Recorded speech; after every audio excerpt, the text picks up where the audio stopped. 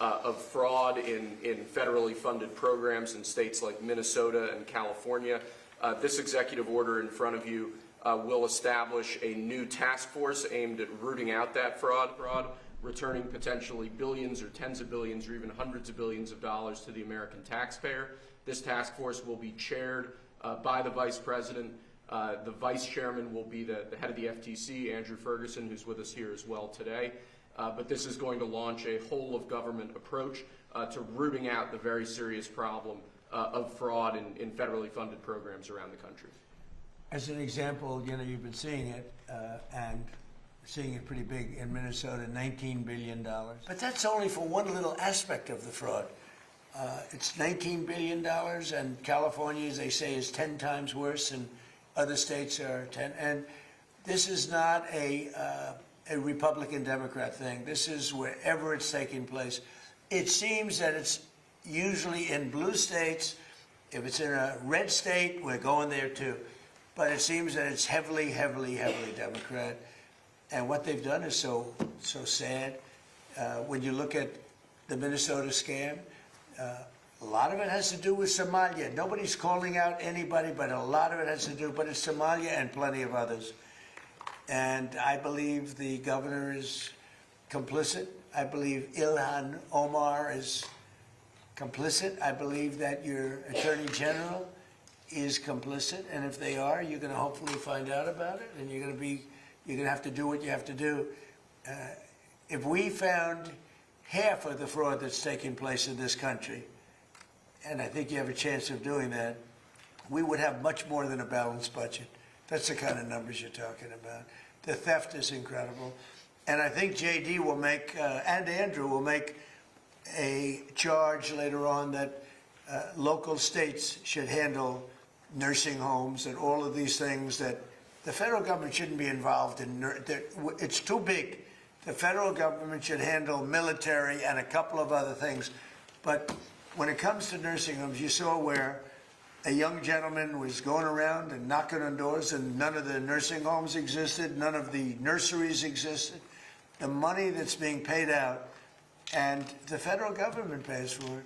When you see all these people coming in illegally into our country, many criminals, many drug dealers, murderers, 11,888 murders, and you look at California, and more come in, and yet they never had money, and yet they pay them.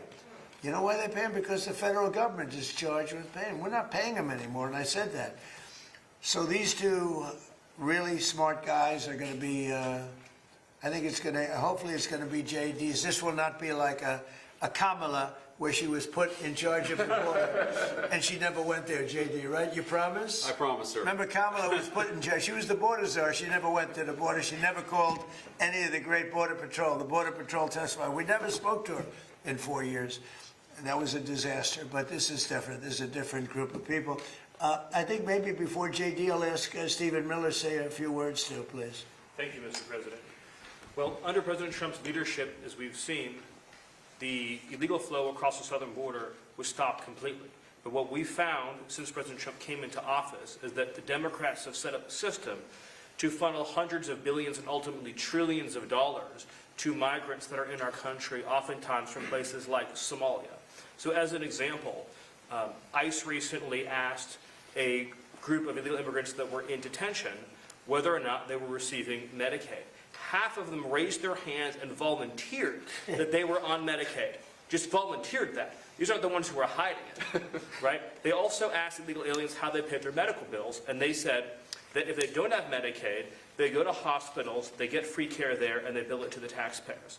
So they aren't paying for any of their own health care in this country. This is one example. And we've seen this over and over and over again. So under President Trump's leadership, and then of course with JD and the head of the FTC, Andrew Ferguson, we're going to see the first ever effort in American history to reclaim the ultimately trillions of dollars that were stolen from taxpayers. I believe, and I know President Trump believes, that when this theft is exposed, we will see that if all of it were stopped, it would be enough to balance the budget. The extraction of wealth from American taxpayers to people who don't belong here is the primary cause of the national debt, and this is the first ever effort to shut that down. Thank you, Mr. President. First ever. And everyone knows they've been cheating for years. It's the first ever, and it's got to be stopped. I mean, it's got to be stopped. Think of it, Somalia is a third world, maybe a fourth world nation, one of the worst, one of the most dangerous. They don't have anything. They don't have councils. They don't have government. They don't have police. They shoot each other all over the place. They come here and they steal $19 billion. That's crazy. And Ilhan Omar, I hope this is part of it, but she married her brother, supposedly. I mean, there's a lot of documentation. That means she's here illegally and she's a congresswoman. And I hope you're going to be looking at that, or somebody is, all right? Because she's one of the ringleaders here. She's bad news, really bad news. She's so bad for our country. Anyway, JD, please say a few words. Yes, sir. Well, thank you, Mr. President. This is a very important whole-of-government approach to tackle the fraud problem. And let me just tell one story. One of the things that even before this executive order was signed that we were able to stop under the President's leadership is we saw evidence that in Minneapolis, there were Somalis, primarily illegal immigrants, who were defrauding a Medicaid program that was meant to go to autistic children. So they were taking children who were supposed to get benefits, and they were claiming that their kids were actually autistic even though they weren't. And what did this mean? This meant two things. Number one, you had a lot of people getting rich off of the fraud while American citizens got poorer. And the second thing that it meant is that you had autistic kids in Minneapolis, in suburban Minneapolis, who weren't getting benefits they needed because Somali fraudsters were literally stealing out of their pocket. It's got to stop. And unfortunately, that kind of fraud is one example of probably hundreds just within the state of Minneapolis, and then it's repeated and replayed all over the United States of America. When we first started talking about this problem, the President made it very clear he wanted us to take the fraud problem seriously because nobody had until he was president. We started to figure out one big hole that existed is that the agencies of the government weren't actually talking to each other. So Treasury would have evidence of financial fraud, but wasn't talking to the Department of Justice about it. Health and Human Services had evidence of Medicaid fraud, but wasn't talking to the Department of Treasury about it. So what this executive order does is force the entire apparatus of the federal government to do two things. Stop the fraud on the American taxpayer and make sure that the benefits that ought by right go to American citizens and not to fraudsters. Andrew Ferguson will be the vice chair and is going to do a great job. If you're curious what's the difference between the vice chair and the vice chair is going to do all the work and I'm going to take all the credit. Andrew. Yeah, look, I mean, millions and millions of Americans pay into these programs every day and they expect to get something out of it. And this fraud is just siphoning money that millions of Americans pay to fund their hospitals, to fund their daycare centers, into completely fake businesses. It isn't just unfair to all of us as taxpayers who pay for all this. It's particularly unfair to the Americans who need this the most and watch this money leave their hospital, leave their school system, and go out to fraud. And that is why this effort is so important. And I think we've just begun really looking at this, but I think that one of the things we're going to find is that in a lot of these agencies, the previous administration was pretty lax about existing anti-fraud controls, and we're going to expose that too. I would take the word pretty out. I would change it with unbelievably lax. They weren't, it's not even lax. Lax isn't a good enough word. The previous administration was fraudulent, okay? And I think that's what you're going to find also. And, you know, we worked so hard, like most favored nations drug prices. For years, people have wanted. We paid the highest drug prices anywhere in the world by far, by 5 times, 6 times, 10 times, more than London would be paying in New York, more than any city in Europe was paying than our cities. We would have a pill that would sell for $10 in Munich, in Germany, would sell for $10, and in New York it would be $130 or whatever. And we worked so hard, and we pulled it off. It's called Most Favored Nations. So now we went from by far the most expensive drugs anywhere in the world, prescription drugs, to the least expensive, and I had to get all the nations to agree, and I don't want to bore you with how I did it, but I did it. Everyone said it was impossible to do, including the drug companies, and we did it. And we worked so hard on it, and we're going to save so much money for the people. Your drug prices are going to be dropping at levels never even, by 50, 60, 70, 80% in some cases. But you work so hard, and then you see them stealing $19 billion. It's like in one pocket, out the other.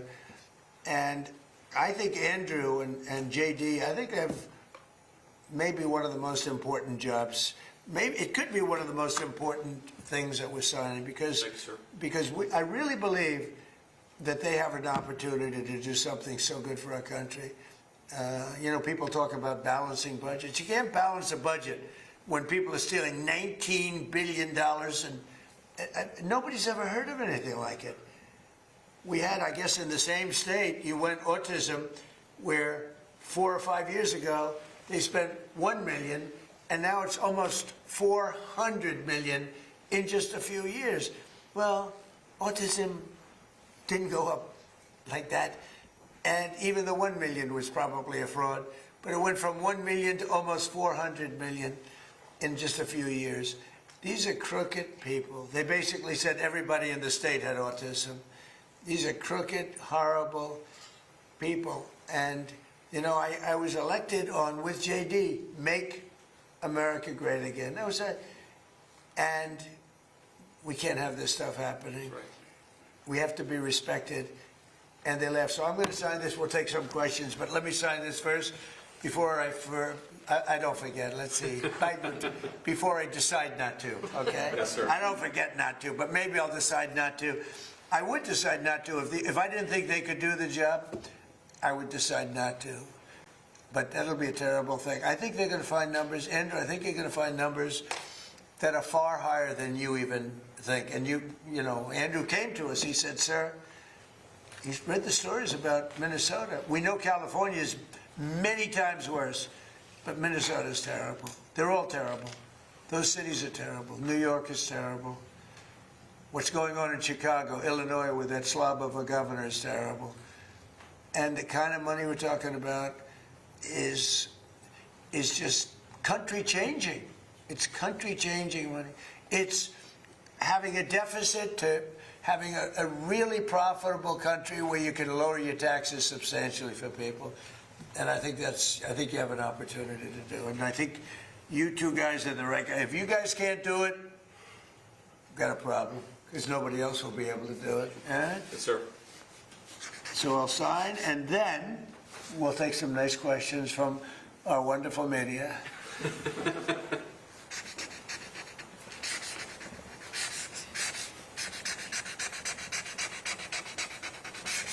Okay. Good one.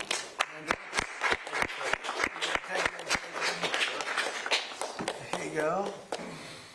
They're very important. It's a big deal. We've been working on this very long. Right? Yes, See, sir. right? Will? Yes, sir. Andrew, do you have a question? Yes, Mr. President. You said during your State of the Union that this type of fraud, the corruption, is the type of thing that can shred the fabric of a nation. Why do you suppose then that leaders in recent memory haven't looked at the systemic amount of fraud Because that's they're taking crooked. place? And Because how they're much- crooked. They make money. They gain power. They use it for power. Like with the Somalians, they vote in a block, 100%. They make a deal with the Somalians. They all vote because they're on a gravy train.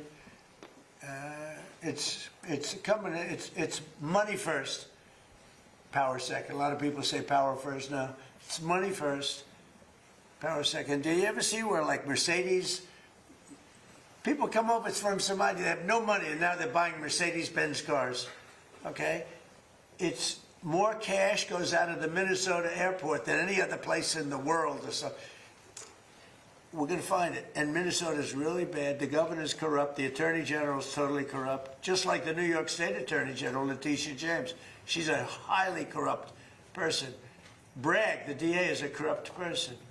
They're all corrupt. These are corrupt people. And we got too many of them in our country. And we have to expose them, and we have to catch them. And if these two guys can't, these are high IQ people. I've always liked high IQ. These are high IQ people. If they don't do it, we're going to go a long way, fellas, to find somebody else that's going to. We have no choice. If honestly, and they may not do a good job.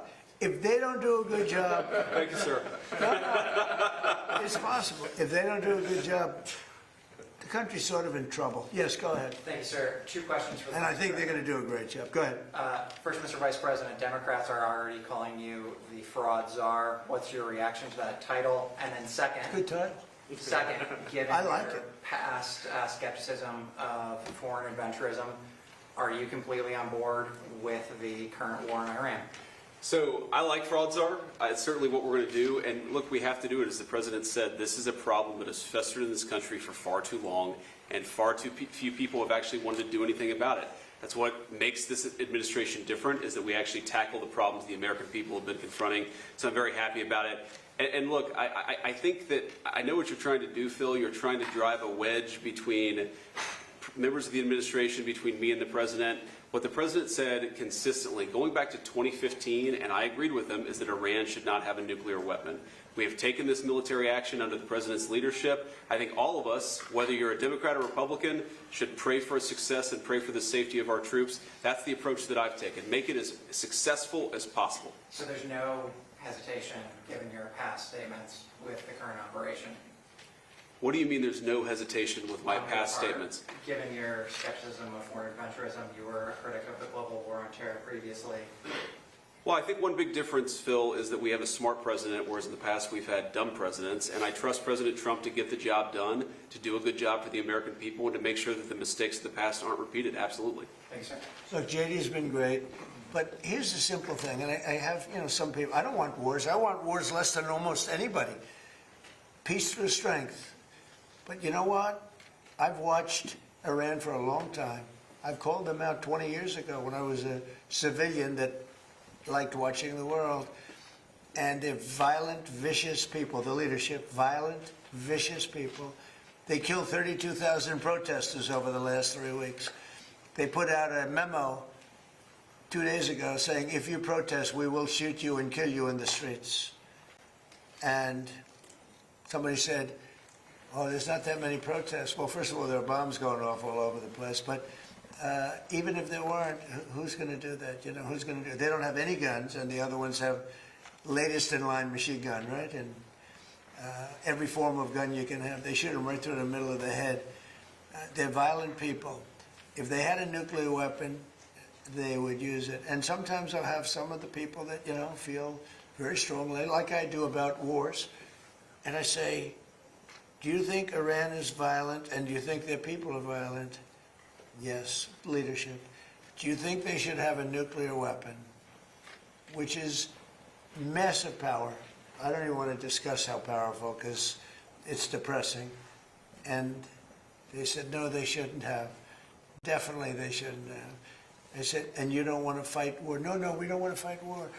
So these are naive people that frankly are stupid. If you believe that Iran should have a nuclear weapon, there's something wrong with you, because they would use it within, the only question is within 1 hour if they get it, or 1 day. They will use it, and they will blow up the entire Middle East, not just Israel. They'll start with Israel, but they will blow up. And you got to see that when they unexpectedly started sending missiles to every country within 1,000 miles of them. I mean, they're blowing up countries that were neighbors, not necessarily some friends. They actually were blowing up some friends. They were blowing up the people that handle their accounts. They're sending thousands of missiles into countries that didn't expect to be in the war because they wanted to take over the Middle East. And if I didn't terminate Barack Hussein Obama's horrible Iran nuclear deal, which I did in my first term, one of the dumbest deals, perhaps the dumbest deal because of the danger involved, you would have had them have a nuclear weapon 3 years ago, maybe 4 years ago. They would have used it, blown up the Middle East, and they would have then come after us. And if these gorgeous B-2 bombers, give me that bomber, Andrews. Let me just hug that little sucker. Give me that bomber over there. Thank you. You knew immediately which one. This looks small, but in person it's very big. Because it's the only plane capable of carrying a 200,000-pound bomb. So I don't know how they do it, because it's very sleek and nice, but it carries a lot of weapons and there's a lot of bombs. But had I not sent this incredible machine, times numerous others, to hit Iran at midnight with no moon, dead dark. Every single bomb was dropped right down the chute that it was supposed to hit. How they do it, who knows? Nobody else can figure it. No other country can do it. No other country has our military or even close. And I think we've probably proven that with Venezuela and now with because we have done a number on Iran. But if I didn't do that, if I didn't decimate, I call it their nuclear dust, they would have had a nuclear weapon within 1 month after that bombing took place. And they would have used it on first Israel and then the Middle East. And you know that because all of those missiles that were launched against their neighbors were set long ago, long before they knew they would be using them this quickly. Had we not done this, you would have had a nuclear war that would have evolved into World War III. And more important, this is a war that there would have been nothing left. So we've done a great thing. The people that say it's okay for a very sick ideology, a very sick country in terms of its leadership, very good people, great people. But the people that say that, I think they're actually, they're either evil or they're stupid. So if you believe that Iran should not have a nuclear weapon, they should not have it, then you have to absolutely love what I've done, because in 2 weeks we have decimated them. They have no Navy, they have no Air Force, they have no anti-aircraft weapons, they have no leadership. The leadership is gone. But then they set up a new leadership to go and name a new leader, and that leadership is gone. And now they think maybe the sun is gone. They're all gone. My biggest problem is I have no idea who we're talking to, because nobody ever heard of any of these people. They're all dead. But we did a job for the world, not a job for us, for the whole world. We took the worst country in 50 years and maybe longer from the ideological standpoint, a country that wanted to blow up the world, a country that is sick, and it has a religious fervor. And when you add religion, you know, people don't realize more people died in religious wars than every other war put together. And that's what you would have had here. And it was a terrible thing. I'm very proud of what we did. And I think JD understands better than most, if you give Iran a nuclear weapon, at least a very substantial part of the world would be blown up, and it'll be used almost immediately. Yes. Thank you, Mr. President. You don't mind if I keep this here, do you? Isn't that a beautiful thing? You know, I used to look at it, and I said, it's a piece of art, but how can it be effective? It's so stealth. Think of it, Peter.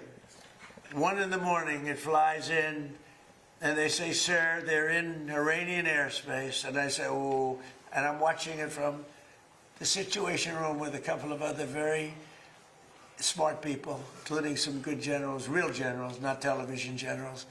And all of a sudden you see that dive, they start diving, and sir, and you see him, 30,000, 20,000. Boy, I said, that was a lot. They went down fast to aim it. And they know they're coming, and they're smart, and they never saw them. And they're firing a little bit, but they don't know what they're firing at because they can't see a thing. And then you hear the biggest explosions that anybody's ever heard. Those are the biggest bombs. Outside of nuclear, those are the biggest bombs. And you say, what technology we have. What a great country. I built it, largely, I built it during my first term. I built it. I didn't know I'd have to use it this much in my second term. But we had an incompetent president. We had an incompetent administration. And if that group of people in any form, whether it's Kamala, him, it doesn't matter, would have had another 4 years, we would have had no country left. Yeah, please. Thank you, Mr. President. You say you're doing a job for the rest of the world. In your conversations with your counterparts, are they thanking you? What are their conversations like when you talk about this military conflict that's taking place in Iran? Well, they should be thanking me, because many of them get 90%. China, as an example, should be thanking us, but I don't expect to thank you, but they should be thanking us. Japan gets 95%, China 91%. Many of the countries, South Korea gets a tremendous percentage of their oil and therefore their energy from the Straits, or as they call it, the Strait. And they should be not only thanking us, they should be helping us. What does surprise me is that they're not eager to help. There are a couple. We'll be announcing some names soon. There are some that really were right up front. I would announce their name now, other than maybe they prefer it not being announced for whatever reason. I will say this: it's a lot easier to get people today than it was 2 weeks ago. 2 weeks ago, before we destroyed before we obliterated the country, before we took out, because they're down to about 8% of their missiles. They're down to a small portion of their drones, and we've demolished many of their factories where they make the missiles and the drones, and the rest are all following. Our military has been amazing. We hit Carg Island, took out every single thing on Carg Island except one thing. We left the pipes, because if we take out the pipes, it takes a long time to build them. And at some point, something is going to happen that's positive with respect to those pipes. But there are some countries that greatly disappointed me. And I'm the one that got them to pay from 2% to 5% of GDP, NATO. And I get along great with those countries in NATO, but I always said, the problem with NATO is we'll always be there for them, but they'll never be there for us. And when I hear the UK, which was sort of considered the Rolls-Royce of allies, right? When you say they were the oldest and they were going to be there, and I say it would be really helpful if you'd send over a couple of ships, and if you have some minesweepers, which they do, it'd be very helpful. And the Prime Minister is a nice man. I think he's a very nice guy. He says, well, I'd like to ask my team. I said, you don't have to worry about a team. You don't have a team. You're the Prime Minister. You can make a decision. Well, I have to speak to my people. I said, you don't have to speak to anybody. So it was very disappointing. And then after we obliterated them and destroyed their military, the whole thing, and it became a much safer zone, he said, we're going to send over 2 aircraft carriers. I said, I don't want them anymore. I don't want them after we win. I want them before we start. I don't need your aircraft carriers after we've already won. So, those things are very disappointing. And you have to remember, we have 45,000 troops in Japan. We have 45,000 troops in South Korea. We have 45,000, 50,000 troops in Germany. We defend all these countries. And then, do you have any minesweepers? And they say, well, would it be possible for us not to get involved? I've been saying it for a long time. This is the greatest thing to come out of this. We spend trillions and trillions of dollars on NATO to defend other countries. And I always said, but if it ever comes time to defend us, they're not going to be there. Many of them would not be there. And we're going to have to start thinking more wisely in this country. Some have been very good. 1 or 2 have been great. I'll tell you the great ones are at the right time. But there have been some that were right up there, Peter. They were right up there. They wanted to do it so much. Go ahead, Peter. Thank you. You were talking about Iran a couple times today and what they did after Epic Fury began. You said they hit Qatar, Saudi Arabia, UAE, Bahrain, Kuwait. Nobody expected that. We were shocked. Are you surprised that nobody briefed you ahead of time that might be their retaliation? Nobody, no. The greatest experts, nobody thought they were going to hit. They were, I wouldn't say friendly countries. They were like neutral. They lived with them for years. Peter, they were going to take over the Middle East. They were going to knock out Israel with their nuclear weapon. But after we knocked out their nuclear potential weapon, they started building missiles, thousands and thousands of missiles. And they were going to do it with missiles while they developed. These are sick people. While they developed nuclear, somehow they were going to start at a different site, because that site was, you saw the site, the mountain. They were going to go into a certain area, which we know exactly where it is, and they were going to do that. And it's incredible what we've done. I tell you, the job we've done. Do you know, if I didn't terminate Barack Hussein Obama's Iran nuclear deal, you would right now, well, Israel would be gone. It would be incinerated. And probably the Middle East likewise. And remember, they got all of those missiles. And I heard they were sending missiles to UAE. I said, that's strange. UAE is like the banker for Iran. They're like the banker. Qatar, their neighbors, they got along okay. Saudi Arabia. all of a sudden, Kuwait is getting hit. Bahrain is getting, all these countries are getting hit. There was no expert that would say that was going to happen. It's not a question of like, gee, should you have known? And if we did know, big deal. I mean, we have to do what we have to do. But we hit them so hard like nobody's ever been hit. We hit them very hard. And we've extinguished most of their missiles. We've extinguished most of their drones. We've extinguished most of the places where the missiles and the drones are built. We've fully extinguished 2 layers of leadership and probably a third, if you believe some stories. So we only have one thing, to have a little choke point, and they've used it very well for years, but it doesn't work. But I think this, if some of these countries that we've been good to for years, and maybe more important than that, some of these countries that get 90% and 95% of their energy from Hormuz, the Strait. Hormuz, a famous, wonderful, beautiful place, but you wouldn't want to be necessarily sailing a boat there right now. I would not. Okay, you know why? Not because of them, because of us. Because we've taken out their entire Navy. We've taken out every one of their drone, they call it a drone layer, a mine layer. There's specific boats that are meant to put mines on. How would you like to have a nation that has 22 boats where their sole function, they're very different looking boats. You wouldn't want one for your family. They're not pretty. Their sole function is to lift a mine into the water and drop it a certain number of feet down. But they had 22 of them. We've taken out all of them. But you can probably drop them off on the boats. So we don't even know. By the way, we don't know that any mines have even been dropped. But the thought that they would scares people that have billion-dollar ships. Yeah, please. Thank you, President Trump. I'd like to ask the Vice President about his plans to go after possible fraud in California and New York. We know, of course, about Minnesota. And President Trump, first could I ask you, you said earlier today that the new Supreme Leader, Mutabak Khomeini, you don't know if he's dead or alive. There are a couple of interesting reports about him today. There's one report that he just narrowly escaped death in the first airstrikes by stepping out into his garden. There's another report that he may actually be gay despite leading a theocracy that hangs gay people. How do you determine what's true, and do you have an assessment of this? Well, so far nobody knows. If you look at his father, he used to give talks a lot, you know, talking about death to America. He'd say death to America all the time. When they say death to America, you should believe them, because that's what they would have. If they had a nuclear weapon, they would have used it.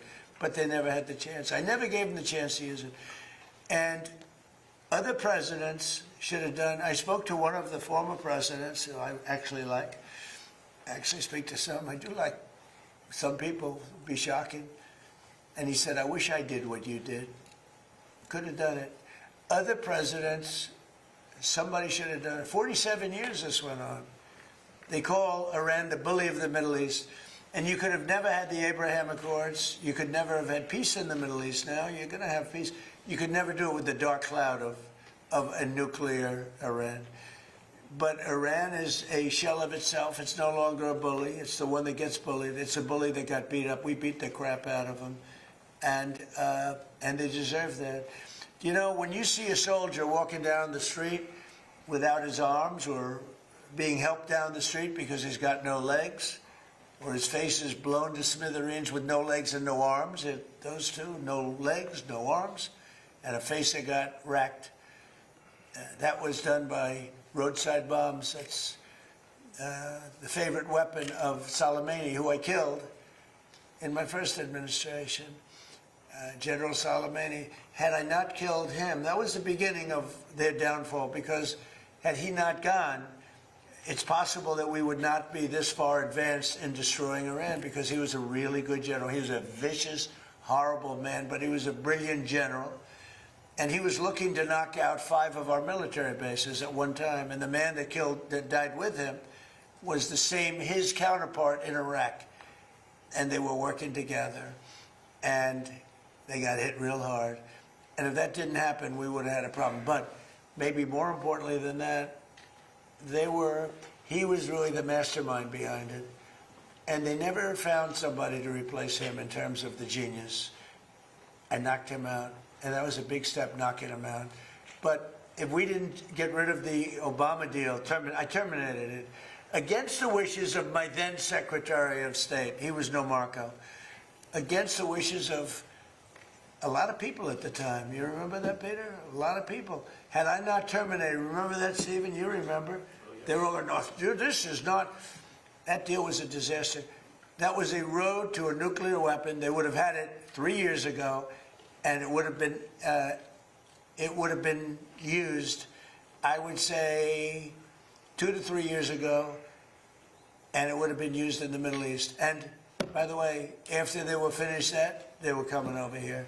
They never got a chance to do it. I just want to ask you about something very interesting that you said twice today. That you talked to another former president Yeah, I about did. the Iran strikes. I did. Was it George W. Bush? No, Was it Bill Clinton? I don't want to say. I don't want to say. Because Barack Obama? a member of a party, and they have Trump derangement syndrome, all, but it's somebody that happens to like me, and I like that person who's a smart person. But that person said, I wish I did it. Okay, but I don't want to get into who. Okay. I don't want to get him into trouble. Maybe, hey, I have a guess. you know what? Yeah, I think you probably know. You know, it's interesting. And maybe he'd be proud. And I could even ask him that. Would you like me to reveal your name to Peter at Fox? Well, at least you have high ratings. Your ratings are through the roof, Peter. Yeah, thank you for noticing. Congratulations. Can I ask you another question about Yeah. the war? If Iran, as you said, totally obliterated, got the missiles, got the first 2 rounds of leadership, Air Force gone, Navy gone, can we wrap this war up this week? Yeah, sure. Good. Will we? I don't think so, but it'll be soon. Won't be long. And we're going to have a much safer world when it's wrapped up. It'll be wrapped up soon. We're going to have a much safer world. I had an obligation to do this. I didn't want to, I call it an excursion. I didn't want to make this journey. We had the highest stock market in history. We had low gas prices. Everything was good. And I know exactly, I know what, you're going to do it, and people are going to raise the price of oil, and that's good. But I know that. But that's a very small thing compared to allowing them to have, you want to see a stock market go down? Start letting them hit you with nukes, okay? I think, I said it this morning, I think it's a very small price to pay. And frankly, I thought it was going to go down much more, if you want to know the truth. I assumed that it was going to go down much more, only because people don't understand to a large, it's a big chess game at a very high level. It's a very high level chess, the highest. And I'm dealing with very smart players. These are smart people. They don't get there. When you deal with some of these people, you're dealing with high level intellect, very high IQ people. These are not Jasmine Crockett and her group. These are smart people. These are really smart people, and violent people, and vicious people, and some very nice people. And some are very nice but violent. They turn violent. And it's, But you know what? If I didn't do what I did, we would have been hit. Number one, very important, was the termination of Obama's horrible deal, and number two, this beautiful plane hitting them 8 months ago, whatever it was, and taking out their nuclear capacity. That totally threw them for a loop. If they had that bomb at either time, 5 years ago or 7 months ago, if they had that bomb would have been used almost immediately. Mr. President, 2 questions on domestic policy, bringing it close to home. First of all, the Save America Act, what are you expecting this week when this vote takes place in the U.S. Senate? Will the Vice President's vote be I think it's necessary? imperative that it gets done. I'm not sure it is. The Democrats have horrible policy. It's just incredible. But they stick together. It's the one thing they do. Their Supreme Court members stick together. Those appointed by a Democrat stick together. If Barack Hussein Obama appoints a member of the Supreme Court, that member never goes against him. And they're proud about it. They say, I don't give a damn if it's good or bad. That man appointed me, and I'm never going to let him down. I don't say that's right, wrong. I just say they stick together. Republicans go the opposite way. If Donald Trump appointed me, I'm going to show the world that I can be totally just and I can be independent of Donald Trump. He's not controlling me. And I don't want to control them. I just want to have smart decisions. They gave us a decision on tariffs the other day that won't change tariffs. I can do it a different way. I always knew I could do it a different way. This was a little quicker, a little easier, a little better. But they gave it a decision that could cost this country $500 billion to pay people back. Because now I have to start the tariffs all over again. Very simple. And what happens with the money I've already collected? Why didn't they say, starting from now, go the other way? $500 billion, perhaps. It's so sad. But one thing about the Democrats, they stick together like glue. They impeached me twice for absolutely no reason, unanimously. Fortunately, the Republicans stuck together, and it was something. It was pretty wild. But the Democrats have horrible policy, transgender for everybody, open borders, men playing in women's sports. But the one thing they do have is they stick together, no matter how bad the policy. It's embarrassing to watch them try to defend it. And in a way, I say, as a Republican, in a way, I say, thank goodness they have bad policy, because you'd never beat them. We have something in there now, the Save America Act. Voter ID with a picture, right? That's a 99% issue. Even among Democrats, you know, Democrats poll at 89% on that. And then they have proof of citizenship. And then they have no mail-in ballots. No mail-in ballots. We have no mail-in. You go to California, they send out like 38 million ballots. Some Democrats got 7, 8 ballots. Republicans are a lot of times calling in, where's my ballot, where's my ballot? They're lucky to get one. Jimmy Carter, probably the greatest thing he ever did. I thought he was a nice man, not a great president, to put it mildly. How did his attack work out in Iran? Not too good. I think ours is slightly better, wouldn't you say? But Jimmy Carter, the one thing he did after he left with Scoop Jackson and some others, they formed a very elite council, a committee that came out and said very strongly, no mail-in ballots, because if you have, we're the only country in the world that has mail-in ballots like we do. The only country in the whole world. People have tried it. France tried it, and they went away. They're now doing paper ballots, watermark paper, which is very hard to cheat. So when you look at what happens with this country, we really have to fix it. That'll be very popular. The other thing we put in there, just as best of, I call it the best of Trump. We have the 3 things I just said, right? But then I added on no men playing in women's sports, and I added in no transgender surgery, the mutilation of our children. We have no mutilation of our children, no transgender. I think they say that's an 80% issue. I think they're 99% issues, but whether they're 80% or 99%, the problem is we have a couple of Republicans. They shouldn't be allowed. They're horrible people, and they're willing to vote against anything. And we have all the Democrats will vote against it. So I think it hurts the Democrats to vote against it, because I'm going to instruct all the Republicans to say that so-and-so that they're running against voted against the saving of our children from transgender mutilation, right? That's pretty unpopular. They want men and women's sports. That's pretty unpopular. They want voter ID, but the Democrats don't. Everybody wants voter ID. Everybody wants proof of citizenship. And most people don't want mail-in voting because they know it's a fraud. Touches too many hands. I mean, if the postman gets it, this one gets it, that one. So these are all issues that are in the 90s to 100. I would say some are virtually 100%. And the interesting thing is they're that way not only with the Republicans. I'm not talking about leadership. I'm talking about they're that way also, most importantly, with the people. The people of our country want voter ID. The people of our country want proof of citizenship, and that includes 88%, 89% of Democrats. And I think the Republicans, Eric Schmidt, Rick Scott, Tim Scott, I speak to so many of them, they all want it. I hope John Thune can get it across the line. He's trying. I mean, he told me this morning, I spoke to him, he's trying. I think it'll be a very, very bad thing for our country if they don't. We're just asking for basic things. Think of it.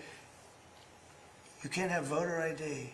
Do you know in California, if you ask a person to show their identification, they have the right to put you in jail. If you're an official and you say, may I please see your identification, you're subject to going to jail. That's how crazy it's gotten. With a low IQ person, you know, because Gavin Newsom has admitted that he has learning disabilities. Honestly, I'm all for people with learning disabilities, but not for my president. I think a president should not have learning disabilities, okay? And I know it's highly controversial to say such a horrible thing. The President of the United States, Gavin Newsom, admitted that he has learning disabilities, dyslexia, everything about him is dumb. But then he looked at the audience and said, "What, I'm smarter than you," or something like that. That was pretty silly. So now on top of everything else, I call him a racist because it happened to be a black audience. I will tell you this. I think it was the worst interview I've ever seen of any human being in my life, okay? Anybody else have any questions? On Iran, will it be necessary to use even a limited ground force to secure whatever nuclear material remains in Iran as part of that threat? No. And secondly, have you made a decision? You mean to go in and get it? Yes, sir. Why would I tell you a thing like that?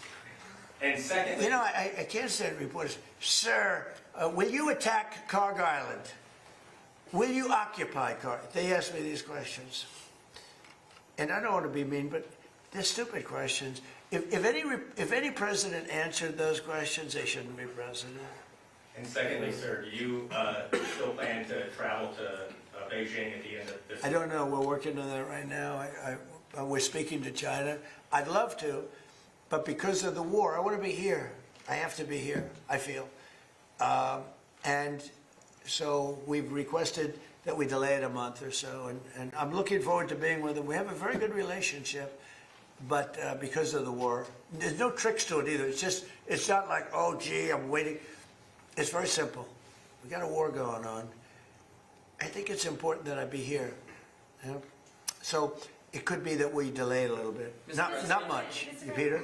When you say Cuba is next, Cuba. is Cuba, whatever you do with the military there, it seems like something, will that look more like Iran or Venezuela? Can't tell you that. I can tell you that they're talking to us. It's a failed nation. They have no money, they have no oil, they have no nothing. They have nice land. They have nice landscape, you know. It's a beautiful island. I think they have great people. You know, I know so many people from Cuba that were treated terribly, and they're over here and they became rich.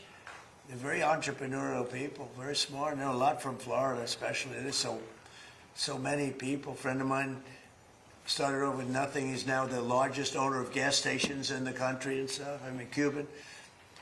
I also know, I was just with a fantastic person who's Cuban and made a fortune in sugar. You know, Van Hool family, right? And this family wants to go back to Cuba to visit it. They haven't been back in like 50 years or something. They largely come from Cuba. And we'll see what happens. They were asking me about that. They want to go back. Not only Van Hool, a lot of Cubans have said, oh boy, would they love to go back. I think Cuba, I don't know, in its own way, for tourism and everything else, it's a beautiful island, great weather. They're not in a hurricane zone, which is nice for a change, you know. They won't be asking us for money for hurricanes every week. But I think Cuba's see the end. You know, all my life I've been hearing about the United States and Cuba. When will the United States do it? I do believe I'll be having the honor of taking Cuba That'd be good. That's a big honor. Taking Cuba. Taking Cuba in some form, yeah. Taking Cuba. I mean, whether I free it, take it, I think I could do anything I want with it. You want to know the truth? They're a very weakened nation right now. They were for a long time. Very violent leaders. Castro was a very violent leader. His brother's a very violent leader. Extremely violent. That's how they governed. They governed with violence. But a lot of people would like to go back. Okay, one more question. A quick question on fraud for Vice President Vance. Mr. Vice President, you announced a couple of weeks ago in the EEOB that the administration would be halting Medicaid payments to Minnesota until the state decided to take pervasive steps to root out fraud. Do you have an update to that specific situation? Do you think that that could be a model moving forward for the task force for states that won't cooperate? So I don't have an update there. Dr. Oz is looking to it, trying to work with the authorities in Minnesota to try to figure that situation out. But yeah, I mean, I think there are two obvious tools that we have to stop the fraud that's happening against the American people. One is that when we see evidence of fraud, we stop the payments. Pretty simple, right? We know that the American people are being defrauded. Let's try to stop the payments and ensure that whoever's making these payments is actually complying with some basic due diligence and making sure the payments are going to the right place. I think the second tool, of course, is we have, as the President mentioned, is we have law enforcement options. We know that some of this fraud is just bad. Some of it's criminal. We know that people are intentionally trying to defraud the American people. It's not just in Minnesota, it's all across the country. 99% is criminal. Yes, sir. So this is one of the reasons why DOJ is such an important part of this, is because we have to make sure that where we see criminal conduct, we actually prosecute it. And the President's talked about this a lot in the past. I don't need to repeat it, but it's worth noting that so many times when we find people engaged in really, really bad conduct, you know, the local judge or the local grand jury tries to stop it. One of the cool things about what we're doing is we're trying to take some innovative steps to ensure that when we find criminal fraud, we can actually prosecute it all the way to the end. Mr. President, She wanted one question. She's over here, and you guys are over there. Where's your main camera? Is it this one? Which one is the main camera? Okay, good. Nice center, good. I thought it was that one. Go ahead. Mr. President, remember with Daily Wire, not CNN. We just wanted to ask about DHS, still not funded, but we reported earlier today that 80% of the primary task force that focuses on investigating terrorism is working without pay. So should that impact Terrible. press decisions? The Democrats aren't paying. The Democrats, we have a deal. They just said we're not going to pay. We're not going to do anything, and it's terrible. The Democrats are terrible. You know, it'd be nice to get along, but for years this has been going on, not just with me. For years it's been going on. Different ideology, but also different tactics. Here we are, we're fighting big battles with a very tough enemy and winning nicely. And we're not allowed to have security in our country. It's crazy. The Democrats don't want to pay. These are bad people. These are not people that love our country, I can tell you that. Very sick people. Thank you very much, everybody. Thank you. Thank you, sir. Thank you, guys. Thank you, guys. Thank you, press. Thanks for all the questions. Movie, guys. Thank you.